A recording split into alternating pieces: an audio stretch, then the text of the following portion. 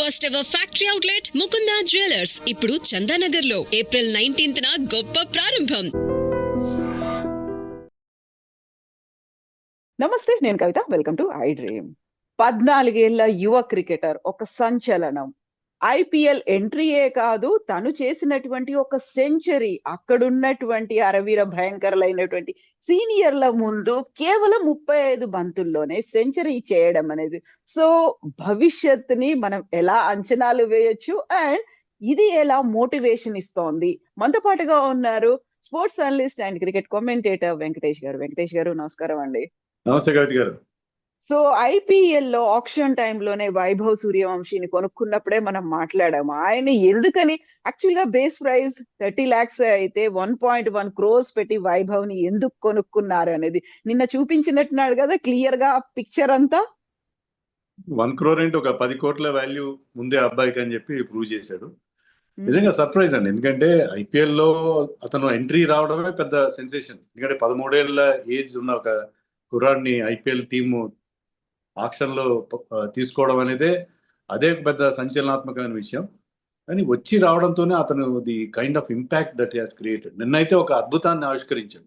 Even first match లో కూడా మనం చూసాం, అతను ఫస్ట్ మ్యాచ్ లో first ever ball he faced in IPL, అది 6 కొట్టాడు.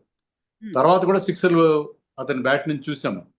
సో అతను 30కో 35కో అవుట్ అయినప్పుడు కళ్ళల్లో నీళ్లు పెట్టుకుని, అంటే లైక్ ఏ యంగ్ కిడ్, మామూలుగా ఒక యంగ్ కిడ్ అనుకున్నది సాధించలేకపోతే ఇమీడియట్ గా ఏడుపు వస్తుంది. సో అక్కడ అతని ఏజ్ అక్కడే బయటపడింది, అక్కడ తప్ప ఇంకెప్పుడు అతని ఏజ్ బయటపడలేదు. ఈ batted like a very very matured and full adult లాగా బ్యాటింగ్ చేశాడు. నిజంగా ఒక 14 ఏళ్ల వయసులో ఎవరు కూడా ఏం చేస్తారు, చాలా ఇంకా అసలు గల్లీ క్రికెట్ ఆడుతూ ఉంటారు చాలా మంది, ఇంకా ఒక సీరియస్ క్రికెట్ కూడా ఆడరు. ఆ స్టేజ్లో అతను 12 ఏళ్లకే ఫస్ట్ క్లాస్ డెబ్యూ చేశాడు. 13 ఏళ్ళకి ఐపీఎల్ కాంట్రాక్ట్ వచ్చి 14 ఏళ్ల వయసులో ఈ played his first IPL match. Third IPL match లో స్కోర్డ్ ఏ సెంచరీ. అది కూడా మామూలు సెంచరీ కాదు. అది ఎలాంటి సెంచరీ అంటే second fastest and fastest by an Indian. So నిజంగా జా డ్రాపింగ్. ఇలాంటిది జరుగుతుందో ఒక ఇన్క్రెడిబుల్, మనం గిల్లి చూసుకోవాల్సిన పరిస్థితి. ఎందుకంటే 14 ఏళ్ల కుర్రాడు ఇంత 11 6లు కొట్టడం ఏంటి, అంత పవర్ ఎక్కడి నుంచి వస్తుంది అసలు? How is it possible? ఇది నిజమైన, ఇది నమ్మశక్యమైన అనే ఒక ఫీలింగ్ అందరికి కలిగి. సో ఇప్పుడు ఐపీఎల్ 2025 లోనే 18 balls కే హాఫ్ సెంచరీ కంప్లీట్ చేసుకున్నారు అనుకుంటేనే అదే ఒక రికార్డ్ అనుకున్నాము. అందులోనూ 35 balls కి ఒక సెంచరీ పూర్తి చేసుకోవడం, అందులో అన్ని 4లు అన్ని 6లు. యాక్చువల్ గా ఏం తింటాడ్రా వీడు అనే ఒక కామెంట్ అనేది వస్తుంది కదా. అంత ఎనర్జీ ఎలా వస్తుందండి అన్ని షాట్లు కొట్టడం అనేది, అండ్ వితౌట్ ఎనీ ఫియర్, అది కూడా 35 balls కి కంప్లీట్ చేయడం అనేది? అదే అండి, మీరంటే వితౌట్ ఎనీ ఫియర్, ఆ ఫియర్లెస్నెస్ అనేది అతనికి ఉన్న అడ్వాంటేజ్. ఎందుకంటే అవతల బౌలర్స్ ఎవరున్నారు, అందరు కూడా ఇంటర్నేషనల్ బౌలర్స్. సిరాజ్ కానీ, ఇషాంత్ శర్మ, చాలా experience bowler, Prasidh Krishna and Rashid Khan బౌలింగ్లోనే 6 కొట్టి తన సెంచరీ కంప్లీట్ చేశారు. మామూలుగా సెంచరీ అంటే వాళ్ళని సింగిల్ చేసి కంప్లీట్ చేస్తారు. రషీద్ ఖాన్ లాంటి బౌలర్ని మామూలుగానే 6 కొట్టడానికి మహా బ్యాట్స్మెన్ ఆలోచిస్తారు, ఎందుకంటే చాలా టఫ్ బౌలర్ అది.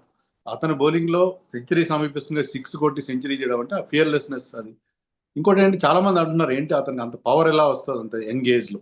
అతను ఏం చెప్పాడంటే 3 నెలల నుంచి నేను సీరియస్ గా ప్రాక్టీస్ చేస్తున్నాను. ఐపీఎల్ నాకు ఎప్పుడైతే ఆక్షన్ లో నన్ను తీసుకున్నారో అప్పటి నుంచి, సో ఇప్పుడున్న మన కోచింగ్ మెథడ్స్ అనండి, స్ట్రెంగ్త్ అండ్ కండిషనింగ్ ఎక్స్పర్ట్స్ ఉన్నారు. సో 14 ఏళ్ల కుర్రాడి మజిల్ పవర్ పెంచే ఎబిలిటీ మన ఇప్పుడు, ఎందుకంటే ఇప్పుడు వాళ్ళ డైట్ విషయంలో కానీ లేకపోతే ఎక్సర్సైజ్ మెథడ్స్లో కానీ చాలా మార్పులు వచ్చాయి, చాలా సైంటిఫిక్గా చాలా అడ్వాన్స్మెంట్ వచ్చింది. బహుశా అది అతను చక్కగా ఉపయోగించుకున్నాడు. అతనికి ఉన్న న్యాచురల్ ఎబిలిటీ కూడా, కేవలం పవర్ ఉంటే సరిపోదు, పవర్తో పాటు ఆ న్యాచురల్ ఎబిలిటీ ఉంది, ఆ డేరింగ్ ఉంది. దాంతో అతను ఒక కంప్లీట్ ప్యాకేజ్గా అతను మనకి కనిపించాడు. సో ఇప్పటి నుంచి ఒక క్లారిటీ అనేది కనిపిస్తుందా భవిష్యత్ ఎలా ఉండబోతోంది అనేది? లేదు, ఒక మ్యాచ్ అయినా నెక్స్ట్ మ్యాచ్ల మీద అదే ప్రెషర్ అనేది ఉంటుంది కదా. మన ఆడియన్స్ కాదు, ఒక టీమ్ మేనేజ్మెంట్ కాదు, ప్రతి ఒక్కరు కూడా అంత ప్రెషర్ ని అప్లై చేస్తారు కదా అబ్బాయి మీద. ఇది అతనికి టఫెస్ట్ ఫేజ్, ఎందుకంటే ఇప్పుడు సడన్ గా అతను వచ్చాడు, ఫస్ట్ మ్యాచ్ లో ఒక 30 కొట్టాడు, అందరిని ఇంప్రెస్ చేశాడు. థర్డ్ మ్యాచ్ లో ఒక ఇన్క్రెడిబుల్ 100 కొట్టాడు. 35 balls, youngest by an Indian. IPL 18వ సీజన్ ఇది. లాస్ట్ టైం యూసఫ్ పఠాన్ అది కొట్టినప్పుడు 2010, అప్పటికి ఇంకా అతను పుట్టలేదు. అవును, 37 balls లో కొట్టాడు. సో అలాంటి ఒక గొప్ప రికార్డ్ అతను తన ఖాతాలో వేసుకున్నాడు. He's the youngest to hit a century in T20 cricket around the world ఎవరు ఈ ఏజ్లో 14 ఏళ్ల వయసులో ఎనీ ఫార్మ్ ఆఫ్ T20 క్రికెట్లో సెంచరీ కొట్టలేదు. సో ఇవన్నీ రికార్డ్స్ అతని మీద ఇప్పుడు వచ్చి పడ్డాయి.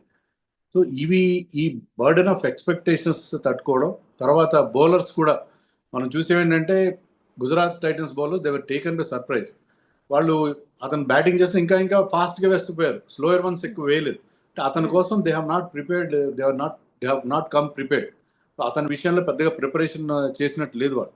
బహుశా వాళ్ళు యశస్వి జైస్వాల్, రియాన్ పరాగ్, నితీష్ రాణా వీళ్ళ గురించి ఎక్కువ ప్రిపరేషన్ చేసినట్టుగా ఉన్నారు. ఇతను యంగ్స్టర్లే ఆడతాడు, ఒక 5-6 ఓవర్లు ఆడి వెళ్ళిపోతాడు అన్నట్టుగా అనుకున్నారు. But I think they were total underprepared. కానీ నెక్స్ట్ నుంచి ఏంటంటే కంప్యూటర్ అనలిస్ట్ అతని ప్రతి మూవ్ని, అతని వీక్నెస్ని కనిపెడతారు, ప్రతి మూమెంట్ని అబ్జర్వ్ చేస్తారు. సో ఇక్కడి నుంచి అతని జర్నీ చాలా టఫ్గా ఉంటుంది. అతని ఈ సోషల్ మీడియా రోజులు ఇవి, అతని ఇన్స్టాగ్రామ్ ఫాలోవర్స్ కొన్ని వందల్లో ఉన్నారంట ఇప్పుడు.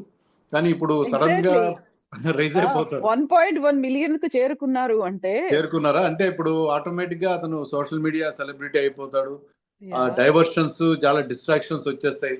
So he will become a instant star. So ఆ స్టార్డమ్ ని హ్యాండిల్ చేయడం, ఆ వచ్చిన నేమ్ అండ్ ఫేమ్ ని హ్యాండిల్ చేయడం, తర్వాత తన ఎక్స్పెక్టేషన్ తగినట్టుగా తర్వాత కూడా ఇదే స్థాయిలో పర్ఫార్మ్ చేయడం, it is a very big challenge for him. So ఇక్కడ luckily he has a person like Rahul Dravid as his coach. Rahul Dravid youngsters ని తీర్చిదిద్దడంలో అండర్-19 టీంతో వర్క్ చేశాడు. NCAలో, నేషనల్ క్రికెట్ అకాడమీలో అతను ఉన్నాడు. సో అతను కోచ్గా ఉన్నాడు కాబట్టి I think he can guide him. So ఇలాంటి సిచ్యుయేషన్లో ఏ రకంగా ఫేస్ చేయాలి, ఏ రకంగా ఈ సక్సెస్ని హ్యాండిల్ చేయాలి. సక్సెస్ రావడం ఒక ఎత్తు, సక్సెస్ని హ్యాండిల్ చేయడం ఒక ఎత్తు. సో సక్సెస్ని హ్యాండిల్ చేయడం విషయంలో I think he will take Rahul Dravid's guidance అని అనుకుంటున్నాను. సో వెరీ ఫస్ట్ మ్యాచ్ లో అవుట్ అయ్యి వెళ్ళిపోయినప్పుడు హీ వాజ్ ఇన్ టీయర్స్, ఏడుస్తూ వెళ్ళిపోయిన అబ్బాయి ఆ మైండ్ సెట్ ఏంటి, సైకలాజికల్ గా ఆ టైంలో కొంచెం అరే నేను అవుట్ అయిపోకూడదే అనేటువంటి ఒక ఫీల్ ఆయనలో వచ్చేసింది. ఆ తర్వాత నిన్న ఇది చూసిన తర్వాత ఎంత అయితే నేను ఇలా ఆడుతున్నాను, ఇంత పర్ఫెక్ట్ గా ఉండడానికి నేను ఇంత ప్రాక్టీస్ చేస్తున్నానని చెప్పుకున్నారో, సైకలాజికల్ గా కూడా ఆ బ్యాలెన్స్ అనేది మెయింటైన్ చేయాల్సినటువంటి అవసరం ఉంది. లోస్ ఉంటాయి, హైస్ ఉంటాయి, వీటన్నిటిని ఆ ఏజ్ ఎంత మెచ్యూర్డ్ గా ఆలోచించాల్సిన అవసరం ఉందంటారు?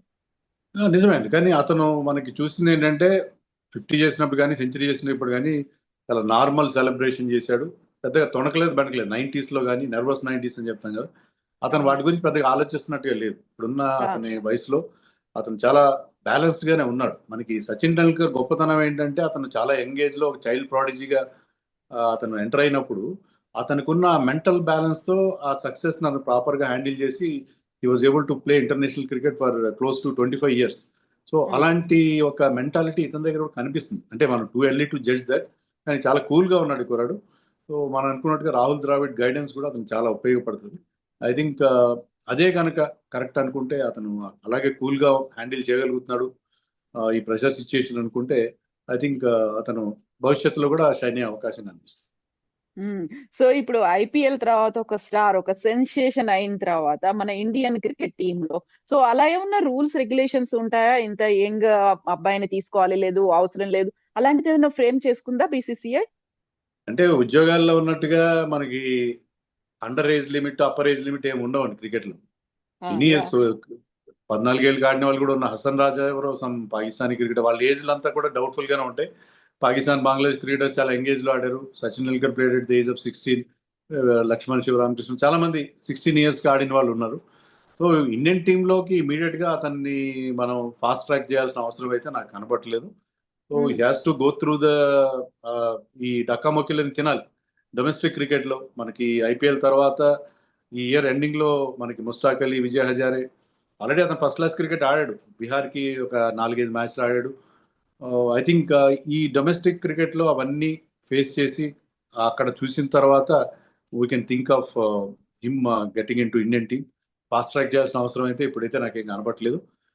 But he will be under the radar. Selectors కూడా అతను చాలా క్లోజ్గా వాచ్ చేస్తున్నారు. ఎందుకంటే 14 ఏళ్ల వయసులోనే అతను ఇలాంటి క్రికెట్ ఆడుతున్నాడంటే బహుశా నెక్స్ట్ ఇయర్కి మరింత అతను రాటుదేలే అవకాశం ఉంది. సో ఐ థింక్ ఇప్పుడు అతను సక్సెస్ని కనుక ప్రాపర్గా హ్యాండిల్ చేయగలిగితే will be the next future star for Indian cricket. But అంతా కూడా టూ ఎర్లీ టు సే. ఎందుకంటే మనకి పృథ్వీ షా లాంటి ఎగ్జాంపుల్స్ ఉన్నాయి. పృథ్వీ షా లాంటి వాళ్ళు చాలా బాగా చాలా సెన్సేషనల్ గా ఎంట్రీ ఇచ్చి తర్వాత ఆ సక్సెస్ ని సరిగ్గా హ్యాండిల్ చేయలేక వాళ్ళు ఇప్పుడు దే ఆర్ నోవేర్, కనీసం ఐపీఎల్ కాంట్రాక్ట్ కూడా దక్కని పరిస్థితిలో ఉన్నారు. సో అందుకని మనం చాలా కాషియస్ గా అతని విషయంలో మనం అంటే ఇండియన్ టీంలో అతని ఎంట్రీ విషయంలో చాలా కాషియస్ గా వ్యవహరించాల్సిన అవసరం ఉందని అనుకుంటున్నాను. సో ఇప్పుడు ఆయన కోచ్లు కావచ్చు, టీమ్ మేనేజ్మెంట్ కావచ్చు, మీరు చెప్పినట్టుగా రాహుల్ ద్రవిడ్ కావచ్చు, ఒక ఫ్యూచర్ పర్స్పెక్టివ్ లో ఆలోచిస్తే ఒక లాంగ్ రన్ అనేది కంటిన్యూ అవ్వాలి అనుకుంటే he has to take many classes, ఆ ట్రైనింగ్ కావచ్చు, సెషన్స్ కావచ్చు, కౌన్సిలింగ్, ఇవన్నీ అవసరం ఉంటాయి కదా. అవునండి, ఇప్పుడు ఫుట్బాల్లో there is a concept call life condition coach, అంటే లైఫ్ స్టైల్ కోచ్లు అని వాళ్ళు ఉంటారు ఫుట్బాల్లో. ఎందుకంటే ఫుట్బాల్లో కూడా ఇలాంటి చైల్డ్ ప్రాడిజీస్ చాలా మంది వస్తారు. వాళ్ళు ఏంటంటే అక్కడ ఇంకా ఎక్కువ మనీ ఉంటుంది, మనీ ఇంకా చాలా డిస్ట్రాక్షన్స్ ఉంటాయి. సో అక్కడ లైఫ్ స్టైల్ కోచెస్ అనేది మనకి యూరోప్ లీగ్స్ లో కనిపిస్తారు, కానీ అన్ఫార్చునేట్లీ ఇండియాలో ఆ కాన్సెప్ట్ లేనేలేదు. సో ఈ లైఫ్ స్టైల్ కోచెస్ అవసరం. ఇప్పుడు ఇతనే కాదు, even 16 years 17-year-old kid playing for Chennai, Ayush Mhatre. So ఇలాంటి వాళ్ళు చాలా మంది యంగ్స్టర్స్ వస్తున్నారు. Aniketh Varma is also quite young, I think is 19. So ఇలాంటి టీనేజర్స్ చాలా మంది మనం ఐపీఎల్ వల్ల, ఐపీఎల్ టాలెంట్ మీట్స్ ఆపర్చునిటీ అంటాం కదా ఐపీఎల్లో. సో యంగ్స్టర్స్ కి బ్రహ్మాండమైన ఒక స్టేజ్, ఒక ఫోరం ఇస్తుంది ఐపీఎల్. సో వీళ్ళు చాలా చిన్న ఏజ్ లో నేమ్ అండ్ ఫేమ్ సంపాదిస్తున్నారు, డబ్బులు కూడా సంపాదిస్తున్నారు, కోట్లాది రూపాయలు సంపాదిస్తున్నారు. So money can spoil any kids life. ముఖ్యంగా టీనేజ్ లో ఉండే అతనికి ఉండే చాలా టెంప్టేషన్స్ ఉంటాయి, చాలా డిస్ట్రాక్షన్స్ ఉంటాయి. అందుకనే లైఫ్ స్టైల్ కోచెస్ ఖచ్చితంగా అవసరం. ఇండియాలో లైఫ్ స్టైల్ కోచెస్ డెవలప్ చేసుకోవాల్సిన అవసరం ఖచ్చితంగా ఉంది at this stage. So audience గా కూడా మనం ఎక్కువ ఎక్స్పెక్టేషన్ పెట్టుకుని, ఆ ప్రెషర్ పెట్టుకుని, ఆ తర్వాత మళ్ళీ డిసప్పాయింట్మెంట్స్ అయ్యి, తర్వాత ట్రోలింగ్లు, అబ్యూజులు ఇవి లేకుండా మనల్ని కూడా మనం కన్స్ట్రెంట్స్ లో పెట్టుకోవాలి, లిమిట్స్ లో ఉంచుకోవాల్సినటువంటి అవసరం ఉంది కదా. అంతేనండి, ఇప్పుడు అతను ఒక్క మ్యాచ్ చూడగానే మనం అతను ఆకాశానికి ఎత్తేసి బ్రహ్మరథం పట్టాల్సిన అవసరం లేదు. ఎందుకంటే ఐపీఎల్లో ఇంకా మ్యాచ్లు ఉన్న వాళ్ళకి ఐ థింక్ ఒక 4 మ్యాచ్లు మిగిలి ఉన్నాయి వాళ్ళకి. సో ఆ మ్యాచ్లో కూడా ఎలా ఆడతాడు, ఎలా పర్ఫామ్ చేస్తాడు అనేది చూడాలి. అంతే తప్ప ఇప్పుడే అతన్ని ఒక సూపర్ స్టార్ గా తయారు చేసేసి, ఎందుకంటే ఇప్పుడు ఉన్న పరిస్థితి అతని దగ్గర ఏజెంట్స్ అప్రోచ్ అవుతారు, ఎండార్స్మెంట్స్ అంటారు, తర్వాత కాంట్రాక్ట్స్ అంటారు, చాలా చాలా డైవర్షన్స్ వచ్చేస్తాయి అతని లైఫ్లో. అతని లైఫ్ మొత్తం మారిపోతాయి ఇన్నింగ్స్ తర్వాత. సో ఇలాంటి సిచ్యుయేషన్లో మనం అతని సక్సెస్ని చాలా జాగ్రత్తగా హ్యాండిల్, ఎవరైతే అతని కెరియర్ని హ్యాండిల్ చేస్తున్నారో వాళ్ళు కూడా చాలా జాగ్రత్తగా వ్యవహరించాలి. ఈ బయట ఉండే అవుట్ సైడ్ నాయిస్ అంతటికీ అతన్ని దూరంగా ఉంచాల్సిన అవసరం. ఎస్ వెంకటేష్ గారు, థ్యాంక్ యూ సో మచ్ అండి. Thank you for the information and inputs అండి. Thank you.